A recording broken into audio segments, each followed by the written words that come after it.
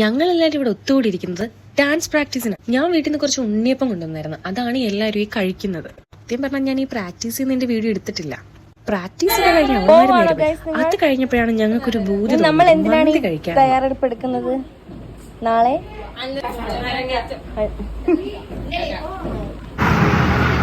നമ്മൾ മന്തി കഴിക്കാൻ പോവുകയാണ്. നമ്മൾ വെയിറ്റ് ചെയ്തിരിക്കുന്നത് ഗൈസ്, ഫുഡ് വരാൻ. മന്തി കഴിക്കാൻ കുഴിയിലോട്ട് വീഴുവോ? അൽഫാം മന്തി. നേരെ വിശന്ന് ചത്തിരിക്കുകയാണ് അല്ലേ?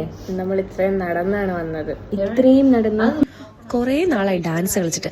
അതിന്റെ ക്ഷീണം കൊണ്ടാണോ എന്ന് അറിയില്ല ഈ വിശപ്പ്. അത്ര വിശന്നാണ് ഇരുന്നത്. എക്സൈറ്റഡ് ആണ് മന്തി വരാനായിട്ട്. ബാക്കി വിശേഷം വരുന്നത്. അങ്ങനെ മന്തി വന്നപ്പോഴേ എന്റെ വായി കപ്പലോടി. അങ്ങനെ അതൊക്കെ കഴിച്ചു. ഇച്ചിരി ചിക്കനും ഇച്ചിരി മയോണൈസും വെച്ചൊരു കുഴ കഴിച്ചൊരു കഴിക്കണം. എന്റെ മോനെ സ്വർഗം.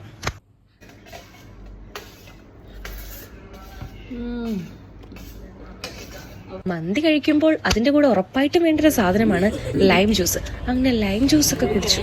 ഫുഡൊക്കെ കഴിച്ചോ വയറ് നിറഞ്ഞിരിക്കണം.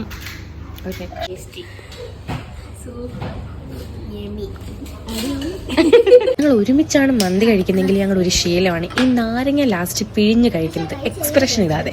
അതെന്തോ ഇപ്പൊ ഭയങ്കര ഒരു ശീലമായിട്ട് വരുവാണ് ഞങ്ങൾക്ക്.